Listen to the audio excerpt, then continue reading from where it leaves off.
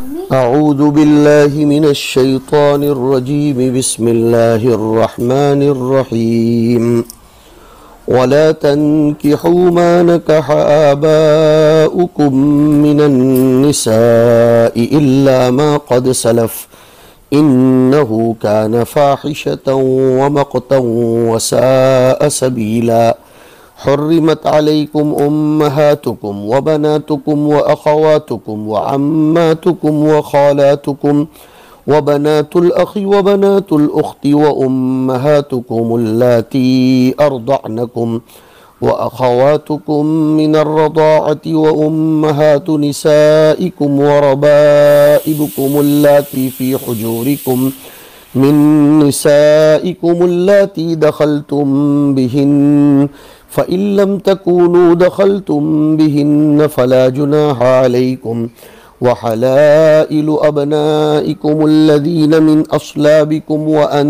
तजमऊ banal उख़्तैनि इल्ला मा क़द self इन्नल्लाह कान गफ़ूरर रहीमा वल्मुहसनातु मिनन निसाइ इल्ला मा मलकत अयमानुकुम किताबल्लाहि अलैकुम व उहिल्ल लकुम मा वराअ ज़ालिकुम अन तबतगू बिअमवालिकुम मुहसिनीन गैर मुसाफ़िहीन फ़मस्तमतअतुम बिही मिनहुन्न फ़आतूहुन्न उजूरहुन्न फ़रीज़ह वला जुनाह अलैकुम फ़ीमा तराज़यतुम बिही मिन बअदिल फ़रीज़ह इन्नल्लाह कान अलीमन हकीमा। सदक़ल्लाहुल अज़ीम। अल्लाह रब्बुल इज़्ज़त इरशाद फरमाना चाहते हैं कि और जिन औरतों से किसी भी वक्त तुम्हारे बापों दादा नाना ने निकाह किया हो तुम उनके साथ निकाह मत करो मगर जो पहले हो चुका सो वो हो चुका। दरअसल वो बाप दादा की निकाह की हुई औरत से शादी करना बड़ी बेहयाई और गज़ब का काम है और बहुत ही बुरा तरीक़ा है। बीवियों के साथ बीवियों से जिनके साथ तुमने जिमा कर लिया हो, हाँ अगर तुमने उनसे जिमा न किया हो तो तुम पर उन लड़कियों से निकाह करने में कोई गुनाह नहीं है और तुम्हारे सुलबी यानी नस्ली, उससे पहले ज़रा और देखो, हुर्रिमत अलैकुम उम्महातुकुम, और तुम्हारे ऊपर हराम कर दी गई हैं तुम्हारी माएँ और तुम्हारी बेटियाँ और तुम्हारी बहनें और तुम्हारी फूफियाँ और तुम्हारी खालाएँ और भतीजियाँ और भांजियाँ और तुम्हारी वो माएँ जिन्होंने तुमको दूध पिलाया है यानी दाया, और तुम्हारी दूध शरीक बहनें और तुम्हारी बीवियों की माएँ यानी सास, और तुम्हारी बीवियों की अगले शौहर से बेटियाँ जो तुम्हारी परवरिश में हैं, तुम्हारी उन बीवियों से जिनके साथ तुमने मुक़ारबत की हो। हाँ अगर तुमने उनसे मुक़ारबत न की हो तो तुम पर उन लड़कियों से निकाह करने में कोई गुनाह नहीं है। और तुम्हारे सुलबी यानी नस्ली बेटों की बीवियां यानी बहू भी तुम पर हराम है। और ये भी हराम है कि तुम दो बहनों को एक साथ निकाह में जमा करो मगर जो कुछ पहले हो चुका और जो सो हो चुका आयत नाजिल होने से पहले वो माफ़ है। यकीन रखो अल्लाह ताला तो बड़े माफ़ करने वाले हैं, बड़े रहम करने वाले हैं। और वो औरतें भी तुम पर हराम हैं, 5वां पारा शुरू हो रहा है, और वो औरतें भी तुम पर हराम हैं जो दूसरे शौहरों के निकाह के बंधन में हों मगर जो बांदियाँ तुम्हारी मालिकी में आ जाएं उनका हुक्म अलग है। ये हुक्म तुम पर अल्लाह ताला की तरफ से फ़र्ज़ ऐन है। और इन हराम बताई गई औरतों के अलावा बाकी बहुत सारी औरतें इस तरह तुम्हारे लिए हलाल कर दी गई कि तुम अपना माल यानी महर खर्च करके निकाह के ज़रिए उनको हासिल करो। शर्त यह है कि मकसद बाकायदा निकाह का बंधन कायम करना हो, सिर्फ शहवत पूरी करना न हो। फिर तुमने उन औरतों से निकाह करके फ़ायदा उठाया तो उनको उनका मुकर्ररा मेहर अदा कर दो। अलबत्ता मेहर मुकर्रर करने के बाद आपस में जिस कमी बेशी पर तुम राज़ी हो जाओ उसमें तुम पर कोई गुनाह नहीं है। यकीनी बात है कि अल्लाह ताला बड़े जानने वाले, बड़ी हिकमत वाले हैं। तलबे अज़ीज़, यहाँ से एक मुस्तकिल मज़मून है कि कौन सी औरतें मर्द के लिए हराम होती है, उसको यहाँ से बाकायदा तफसील से बयान करते हैं। मुहर्रमात की वैसे 3 किस्में हैं, मुहर्रमात नसबिया, मुहर्रमात रज़ाइया और मुहर्रमात सिहरिया। नसब की बुनियाद पर जो मुहर्रमात हराम होती हैं, जैसे माँ है, दादी है और इसी तरीक़े से नानी है, फूफी है, खाला है, ये जो सगी खालाएँ और सगी फूफियाँ, सगी नानी और सगी दादी, ये सब मुहर्रमात नसबिया कहलाती हैं। इसी में फिर सगी भतीजी, सगी भांजी ये भी आ गए। और कुछ मुहर्रमात रिज़ाइया हैं जिनसे दूध का रिश्ता और बंधन होता है। हदीस शरीफ में आया, यहरुमु मिनर रज़ाअति मा यहरुमु मिनन नसब। नसबी रिश्ते की बुनियाद पर जो औरतें हराम हैं, अगर ऐसी औरतों से रिज़ाई रिश्ता भी हो तो वो भी हराम है।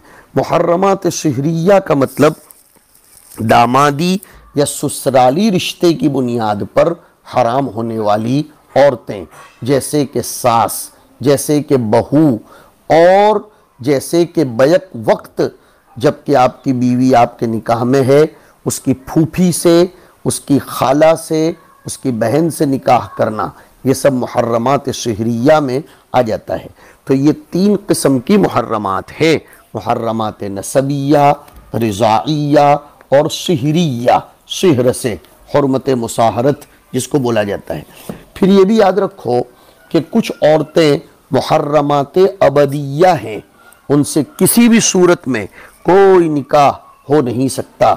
जैसे ज़ू रहम महरम, उसमें माँ आ गई, दादी आ गई, नानी आ गई, फूफी आ गई, सगी भतीजी, सगी भांजी आ गई। कुछ मुहर्रमात मुअक्कता और वक्तिया है, जैसे साली से तब तक निकाह नहीं हो सकता जब तक कि तुम्हारी बीवी तुम्हारे निकाह में है। 5वीं औरत से निकाह नहीं हो सकता जब तक कि 4 औरतें तुम्हारे निकाह में हैं। ये हो गया मुहर्रमात वक्तिया। तो मुहर्रमात अबदिया, मुहर्रमात वक्तिया और मज़ीद 3 किस्में मैंने आपको सुनाई। इनमें अल्लाह ताला ने तक़द्दुस का, पाकीज़गी का, एहतराम का और इख्तिलात वग़ैरह से बचने का ये सब निज़ाम मलहूज़ ख़ातिर रखा है। शरीयत रिश्तों का तक़द्दुस और एहतराम करती है। इसलिए सबसे पहले अब किताब में से देखिएगा, वला तनकिहू मा नकहा आबाउकुम। गोया यहाँ से अब उन औरतों का बयान शुरू हो रहा है जिनसे निकाह करना हराम है और उन औरतों का भी जिनसे हराम नहीं है। और निकाह को नहीं के साथ ख़ास तौर पर बयान किया गया। निकाह मुहर्रमात की फहरिस्त में उसको बयान नहीं किया, मुबालगा फ़ी ज़ज्र के लिए कि वो लोग इसके और इसके लेन देन के बहुत ज़्यादा आदी थे, यानी अपनी बाप की मनकूहा को अलग से बयान किया गया। वरना हुर्रिमत अलैकुम की फहरिस्त में उसको ज़िक्र करते, लेकिन इसको क्यों अलग से ख़ास तौर पर बयान किया गया? मुबालगा फ़ी ज़ज्र के लिए कि उन्हें इसके सिलसिले में मज़ीद ताकीद की ज़रूरत थी।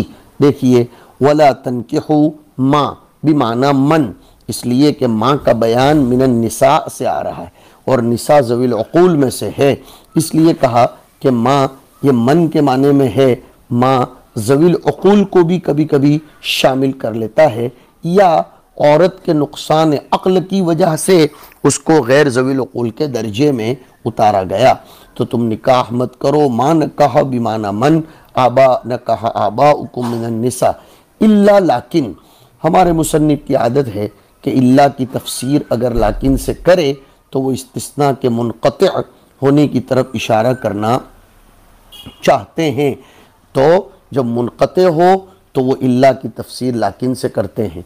यहाँ इस्तिस्ना मुनक़ते की तौजी इस तरह होगी कि माजी का इस्तिस्ना मुस्तक़बल से नहीं हो सकता, इसलिए क्योंकि ऊपर था वला तनकिहू, आइंदा मत करना, इल्ला मा क़द सलफ़, मगर जो माजी में हो चुका, तो ये इस्तिस्ना ज़माने के एतबार से मुनक़ते होगा। लेकिन बाज़ लोग ये कहते हैं कि ये इस्तिस्ना मुत्तसिल है, मतलब निकाह को वती के माने पर महमूल कर लिया जाए और तफसीर ये की जाए कि अल्लाह पाक मना करते हैं कि इंसान अपने बाप की उस औरत से वती करे जिसके साथ उस बाप ने वती कर ली हो, मगर वो जो कुछ बाप से ज़माने जाहिलियत में ज़िना वग़ैरह अगर किसी औरत के साथ हो गया हो तो बाप की मजनिया से बेटे के लिए निकाह करना जायज़ है। तो इल्ला मा क़द सलफ़, ज़माने जाहिलियत की आदत अगर इससे मुराद ली जाए तो अब आयत की तफसीर ध्यान से सुनो। तुम्हारे बाप की मनकुहाओं से तुम निकाह नहीं कर सकते, मगर ये कि ज़माने माजी में सलफ़ जो तुम्हारे बाप ने किसी से जिना की शक्ल में वती कर ली हो तो तुम उनसे निकाह कर सकते हो। तो अब ला तनकिहू से इस्तिस्ना होगा इल्ला मा क़द सलफ़ का। तो जब ला तनकिहू से निकाह से ही निकाह का इस्तिस्ना हो रहा है तो ये इस्तिस्ना मुत्तसिल होगा। फिर से समझो, बाप की मनकुहा से निकाह मत करो, मगर निकाह कर सकते हो ज़माने जाहिलियत में जिना की बुनियाद पर बाप की मजनिया से, तो निकाह कर सकते हो बाप की मजनिया से, तो निकाह से निकाह का इस्तिस्ना हुआ। दूसरा मतलब यह है कि ला तनकिहू मिस्ल निकाही आबाइकुम फिल जाहिलियती इल्ला मा तक़द्दम मिनकुम मिन तिलकल उक़ूदिल फासिदती फमुबाहुल लकुमुल इक़ामतु अलैहा फिल इस्लाम इज़ा कान मिम्मा युक़र्रिरुल इस्लामु अलैहि। क्या मतलब कि तुम्हारे बाप दादे ज़माने जाहिलियत में जिस तरह निकाह किया करते थे ऐसे तरीक़ों से निकाह मत करो, मगर अगर कुछ उक़ूदे फासिदा पहले से हो चुके हैं और वो उक़ूदे फासिदा ऐसे हैं कि जिनको अब इस्लाम कबूल करता है, तो अब तुम्हारे लिए इजाज़त है इल्ला मा क़द सलफ़, ऐसे उक़ूद जो फासिदा थे लेकिन अब इस्लाम ने आकर उसको कबूल कर लिया, तो तुम्हारे लिए उन उक़ूद के मुताबिक चलना ये जायज़ हो जाएगा। तो ऐसी सूरत में अब इस्तिस्ना मुत्तसिल होगा। मगर हमारे मुसन्निफ़ अलैहिर्रहमा ये इस्तिस्ना मुनक़ते मानकर चल रहे हैं और तकरीर ये कर रहे हैं कि बाप की मनकूहा औरतों से अगर ज़माने माजी में तुमने निकाह कर लिया है मिन फ़अलिकुम तो फ़इन्नहु माफ़ूउन अन्हु, किताब में देखो। तो इस तरह अगर तुमने ज़माने माजी में कर लिया तो ये माफ़ू अन्हु है, माफ़ है। इन्नहु ऐ निकाहुन्न कान फ़ाहिशतन क़बीहन व मक़तन, बाप की मनकूहाओं से निकाह करना ये अक़लन भी बुरा है, व मक़तन शरअन भी बुरा है, व साअ सबीलन उर्फ़न भी बुरा है। तो अक़ल भी इसका इबा करती है, शरीयत भी मना करती है और उर्फ़न भी बुरा है। मुसन्निफ़ तीनों को अलग अलग कर रहे हैं। कान फ़ाहिशतन क़बीहन व मक़तन, मक़त अल्लाह को नाराज़ करने वाली चीज़ है, सबबन लिल मक़ती मिन अल्लाह, इसको डायरेक्ट मक़त कह दिया, हालांकि वो सबब मक़त है। तो मुसब्बब को सबब का नाम दिया जाना ये मजाज के कबील और अलाइक़ मजाज मुरसल में से है। सबबन लिल मक़ती मिन अल्लाह, और मक़त और गज़ब दोनों में फ़र्क क्या है? कहा वहुव अशद्दुल बुग़्ज़ी, कि मक़त शदीद नाराज़गी को कहते हैं। तो बुग़्ज़ और मक़त के दरमियान फ़र्क ये है कि बुग़्ज़ आम है और मक़त ख़ास है। बहुत ज़्यादा नाराज़गी का नाम मक़त है। वसाअ बिमाना बिअस सबीलन तरीक़न, और मखसूस बिज़्ज़म निकाला ज़ालिका, और ये बहुत बुरा तरीक़ा है उर्फ़ के एतबार से भी बाप की मनकूहा से निकाह करना, यह उर्फ़ में भी बुरा माना जाता है। तो एक तो बाप की मनकूहात और मौतूआत बिन निकाह सहीह ये हराम, दूसरा कौन, अब उसको बयान करते हैं। हुर्रिमत अलैकुम उम्महातुकुम, तुम्हारी माएँ तुम्हारे लिए हराम हैं। अरे हुर्मत की निस्बत माँ की तरफ, तहरीम की निस्बत आइन की तरफ तो सही नहीं है, इसलिए मुसन्निफ कह रहे हैं माएँ हराम हैं, यानी उनसे निकाह करना हराम है। तो हर चीज़ की हुर्मत का मतलब ये होगा कि जिस मकसद के लिए उसको बनाया गया है वो मकसद उससे हासिल न किया जा सके तो गोया वो चीज़ तुम पर हराम हुई। तो तहरीमुन निसा बिमाना तहरीमुन निकाहिन निसा, जैसे तहरीमुल खम्र बिमाना तहरीमुश शुर्बिल खम्र। तो जिस मकसद के लिए जिस चीज़ की वज़अ हुई हो उस मकसद का उससे हासिल न किया जा सकना पाबंदी शरीयत की वजह से गोया के वो चीज़ हराम है। यहाँ भी यही बात है कि हुर्रिमत अलैकुम उम्महातुकुम आई अन तन्किहू उम्महातिकुम, तुम्हारे लिए तुम्हारी माओं से निकाह करना हराम है। और उम्मुन की फहरिस्त में कहते हैं वह शमुलत, और लफ्ज़ उम्महात शामिल है अल जद्दाती मिन क़िबलिल अबी अविल उम, बाप की तरफ से दादियाँ और माँ की तरफ से सगी नानियाँ। इसी तरह तुम्हारे ऊपर हराम है वह बनातुकुम, तुम्हारी बेटियाँ, बेटियों की फहरिस्त में पोतियाँ और नवासियाँ, इसीलिए कहा वह शमुलत ऐ शमुलत लफ्जुल बनाती बनातिल औलादी, कि औलाद की बेटियाँ, औलाद की सिर्फ लड़कों की नहीं, औलाद बोलकर बताया, बेटों की बेटियाँ और बेटियों की बेटियाँ, जिसको मैंने कहा पोतियाँ और नवासियाँ, ये भी हुर्मत में दाखिल है। वह इन सफलना, चाहे कितना नीचे तक चले जाओ, यानी नवासी की बेटी, फिर उस बेटी की बेटी, फिर उस बेटी की बेटी की बेटी की बेटी, नीचे तक चले जाओ, सब के सब हराम है। वह अखवातुकुम, इसी तरह तुम्हारी बहनें, तीनों किस्म की बहनें, आइनी अल्लाती अखियाफी मिन जिहतिल अब अविल उम या मिन जिहतिल अबी वल उम, सभी बहनें हराम। व अम्मातुकुम, और तुम्हारी फूफियाँ, ऐ अखवातु आबाइकुम व अजदादिकुम, तुम्हारे बाप की बहन जो फूफी कहलाती है, और तुम्हारे दादा की बहन जो बाप की बहन फूफी कहलाती है, और दादा की बहन वो भी हराम हो जाएगी, जिसको बाप फोई बोलते हैं, बाप फुफ्फी बोलते हैं। इसलिए कहा अखवातु आबाइकुम व अजदादिकुम, तुम्हारे बाप की बहनें और तुम्हारे दादाओं की बहनें। व खालातुकुम, और इसी तरह तुम्हारी खालाएँ भी तुम्हारे ऊपर हराम है। खाला को किसको कहते हैं, ऐ अखवातु उम्महातिकुम व जद्दातिकुम, तुम्हारी माँ की बहनें भी इसमें आ गई, तुम्हारी दादी की बहन यानी अब्बा की खाला, तुम्हारी अम्मा की खाला ये भी इसमें आ गई जो तुम्हारी नानी की बहन है। तो दादी की बहन भी और नानी की बहन भी सब इस हुक्म में शामिल है, बशर्ते कि वो सगी सगी हों। वह बनातुल अखी, और भतीजियाँ ये भी हराम। वह बनातुल उख्त, और भांजियाँ, सगी भतीजियाँ और सगी भांजियाँ भी हराम है।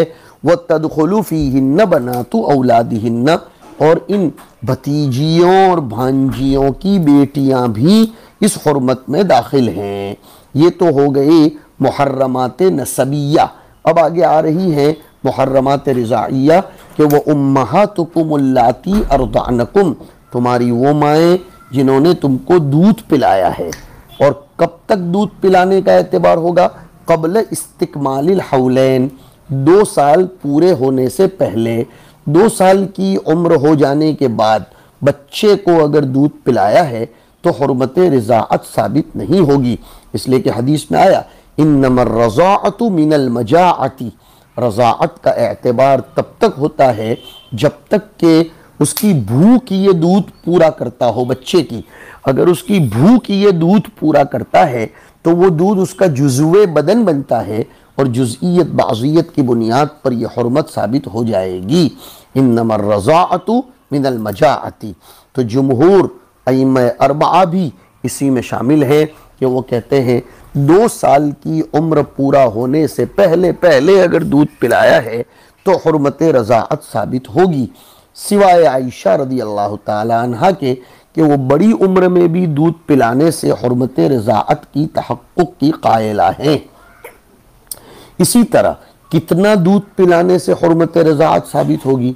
इमाम अबू हनीफा अलैहिर्रहमान के यहाँ तो एक चुस्की, एक कतरा भी दूध पिलाया तो मामला बिल्कुल हुर्मत रज़ाअत का साबित होगा। क़ुदूरी में तुमने पढ़ा है, क़लीलुर रिज़ाई व कसीरुहु सवाउन इदा हसल फ़ी मुद्दतिर रिज़ा। थोड़ा दूध, ज़्यादा दूध जो भी पिलाया हो, मुद्दत रिज़ाअत में पिलाया तो अब हुर्मत साबित हो जाएगी, तहरीम का उससे ताल्लुक़ हो जाएगा। और इमाम शाफ़ी रहमतुल्लाह अलैह के यहाँ अलबत्ता 5 चुस्कियाँ लगाना ये ज़रूरी है, कम से कम 5 कतरे दूध बच्चे को पीना ज़रूरी है। वो इस्तदलाल करते हैं, ला तुहर्रिमुल मस्सतु वलल मस्सतानी वलल इमलाजतु वलल इमलाजतानी। लेकिन हम कहते हैं कुरान करीम ने जब मुतलक अर्दअनकुम कहा तो ख़बर वाहिद के ज़रिए उसको मुक़य्यद नहीं किया जा सकता है। और उम्महातुकुम अल्लाती अर्दअनकुम में कलील व कसीर की कोई क़ैद नहीं है। नीज़ हदीस में भी आया, यहरुमु मिनर रज़ाई मा यहरुमु मिनन नसबी, मुतलक आया है। और इमाम शाफ़ी की दलील मैंने सुनाई, ला तुहर्रिमुल मस्सतु वलल मस्सतान। इसी तरह वो लोग दलील करते हैं हज़रत आयशा की वो रिवायत जो मुअत्ता मालिक में है कि कान फ़ीमा उन्ज़िल मिनल क़ुरआन अशरु रदआतिन मालूमातिन सुम्मा नुसिख़्न बिख़म्सिन मालूमातिन फ़तुव्वफ़िय रसूलुल्लाह सल्लल्लाहु अलैहि वसल्लम वहुन्न मिम्मा युक़रअु मिनल क़ुरआन। हम इसका जवाब ये देते हैं कि ये मनसूख हो चुका है। देखिए, व उम्महातुकुम अल्लाती अर्दअनकुम क़ब्ल इस्तिकमालिल हौलैन, सबके यहाँ खम्स रज़आत, इमाम शाफ़ी के यहाँ कमा बय्यनहुल हदीस, जैसे कि मैंने आपको वो हदीस सुना दी। इसी तरह व अख़वातुकुम मिनर रज़ाअती, तुम्हारी रज़ाई बहनें, व युल्हक़ु बिदालिका बिस्सुन्नती अल बनातु मिनर रज़ाअती। और हदीस शरीफ की बुनियाद पर रज़ाई बेटियाँ भी इसमें शामिल हैं, रज़ाई बेटियों को भी इसमें शामिल कर लिया जाएगा। यानी उम्महाते रिज़ाइया, अख़वाते रिज़ाइया और बनाते रिज़ाइया भी हुर्मत में शामिल हैं। ये बात भी याद रखी जाए। किसको कहते हैं बनाते रिज़ाइया? वहुन्न मन अर्ज़अतहुन्न मौतूअतुहु, मेरी मौतू आने, मेरी बीवी ने जिन बच्चियों को दूध पिलाया हो या जिन बच्चों को दूध पिलाया हो तो वो मेरे लिए भी रिज़ाई बेटियां बनेंगी, इसलिए कि रिज़ाअत फ़हल की तरफ से भी मुतहक्क़क़ होगी अगर उसकी बीवी ने दूध पिलाया है। इसी तरह वल अम्मातु वल खालातु व बनातुल अख़ी व बनातुल उख्ती मिनहा मिनर रिज़ा, कि जैसे नसबी फूफियाँ, खालाएँ, भतीजियाँ, भांजियाँ हराम, वैसे रिज़ाई फूफियाँ, खालाएँ, रिज़ाई भतीजियाँ, मेरे भाई की बीवी ने अगर किसी को दूध पिलाया है तो मेरे भाई की वो बेटी है तो मेरी भतीजी हो गई। मेरी बहन ने अगर किसी को दूध पिलाया है तो वो दूध पीने वाली मेरी गोया के भांजी हो गई, लिहाजा वो हराम होगी। लिहदीसी यहरुमु मिनर रज़ाई मा यहरुमु मिनन नसब, रवाहुल बुखारी व मुस्लिम रहिमहुमुल्लाहु तआला। और आगे फरमाते हैं व उम्महातु निसाइकुम, यहाँ से मुहर्रमात शहरिया का बयान है, तुम्हारी बीवियों की माएँ ये भी तुम्हारे लिए हराम। व रबाइबुकुम अल्लाती फ़ी हुजूरिकुम मिन निसाइकुम अल्लाती दखलतुम बिहिन्ना, तुमने निकाह किया और वो औरत पहले घर से छोटा बच्चा लेकर आई है, छोटी बच्ची लेकर आई है और वो बच्ची तुम्हारी तरबियत में रहकर पल रही है, तुम्हारी ज़ेरे तरबियत, तुम्हारी गोद में रहकर अगर वो पल रही है तो वो बच्ची भी तुम्हारे लिए हराम हो जाएगी। व रबाइबुकुम जमउ रबीबतिन वही बिन्तु ज़ौजति मिन गैरिही, बीवी की वो लड़की जो दूसरे शोहर से हो, अल्लाती फ़ी हुजूरिकुम ऐ तुरब्बूनहा, जो तुम्हारी तरबियत में हो तो ये हराम। सवाल पैदा होता है अगर वो तुम्हारी तरबियत में न हो तो तुमने किसी औरत से निकाह किया, उस औरत के अगले घर की कोई बच्ची है, वो बड़ी उम्र की है या वो अपनी ननियाल में तरबियत पा रही है, तुम्हारे पास नहीं आई तो हलाल हो जाएगी? कहा नहीं, वो भी हराम। तो फिर अल्लाती फ़ी हुजूरिकुम की क़ैद क्यों आई? जवाब दिया सिफ़तुन मुवाफ़िक़तुन लिल-ग़ालिबि फ़ला मफ़हूम लहा। यह अक्सरियत को देखते हुए कहा गया। अक्सर लड़की अपनी औलाद को दूसरे निकाह में साथ में लेकर आती है, इसलिए लिहाजा ये क़ैद अक्सरी वाक़ई है, इसके मफ़हूम मुखालिफ का एतबार नहीं होगा। तो अगर मेरी बीवी अगले घर से कोई बच्ची लेकर आई है, वो बच्ची अगरचे मेरी गोद में नहीं है, तो भी वो मेरे लिए हराम होगी। हाँ, बस शर्त इतनी है कि मेरी इस बीवी से मुजामअत व मुक़ारबत हुई हो, तो सिर्फ अक़्द हुआ, मुक़ारबत नहीं हुई तो अब उसकी बेटी मेरे लिए हराम नहीं होगी। अब आप बोलोगे यहाँ कैसे मफ़हूम मुखालिफ का एतबार किया?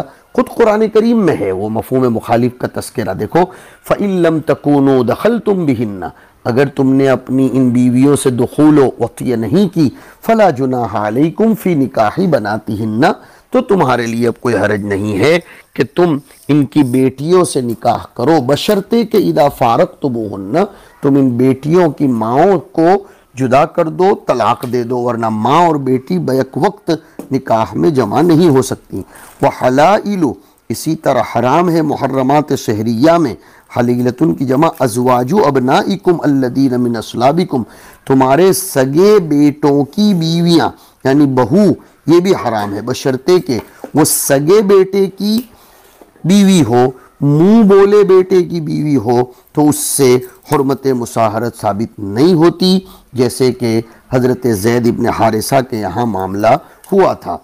बिखिलाफ़ी मन तबन्नैतुमूहुम, बरखिलाफ उन लोगों के जिनको तुमने ले पालक बनाया है, मुतबन्ना बेटा बनाया है, फ़लकुम निकाहु हलाइलिहिम, तो तुम्हारे लिए जायज़ है कि तुम उनकी बीवियों से निकाह करो। इसी तरह हराम है मुहर्रमात शहरिया में कि वह अन तजमऊ बैनल उख्तैन, बैक वक्त दो सगी बहनों को अपने निकाह में जमा करना, चाहे वो दो सगी बहनें मिन नसबिन नसबी हों और रिज़ाइन या रिज़ाई बहनें हों।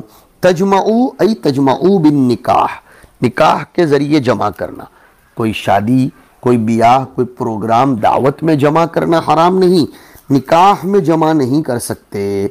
वयल्हक़ु बिहिन्ना, और दो सगी बहनों को निकाह में जमा करने की मुमानअत के हुक्म में शामिल है हदीस की बुनियाद पर अल जमउ बैनहा व बैन अम्मतिहा, बीवी और उसकी फूफी के दरमियान जमा करना, अल जमउ बैनहा व बैन खालतिहा, बीवी और उसकी खाला को एक साथ निकाह में जमा करना।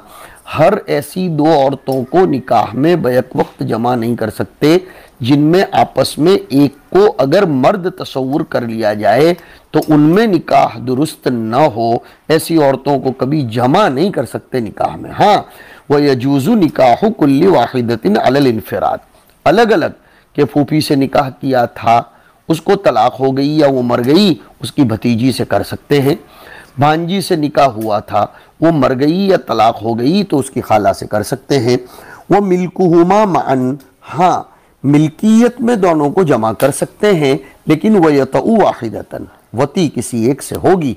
इल्ला लाकिन मा क़द सलफ़ फ़िल जाहिलियत मिन निकाहिकुम बाज़ मा ज़ुकिरा, हाँ अलबत्ता ज़माने जाहिलियत में अगर बाज़ मज़कूरा औरतों से तुम्हारा निकाह हो चुका तो उसको अल्लाह माफ़ करते हैं। फ़ला जुनाह अलैकुम फ़ीही, क्यों? इन्नल्लाह कान गफ़ूरन लिमा सलफ़ मिनकुम क़ब्ल नह्य, वुरूद नह्य से पहले जो कुछ हो चुका अल्लाह माफ़ करता है। रहीमम बिकुम फ़ी ज़ालिका, और अल्लाह इस सिलसिले में तुम्हारे ऊपर रहम करता है। आगे इंशाअल्लाह बाद की नशिस्त में पढ़ेंगे।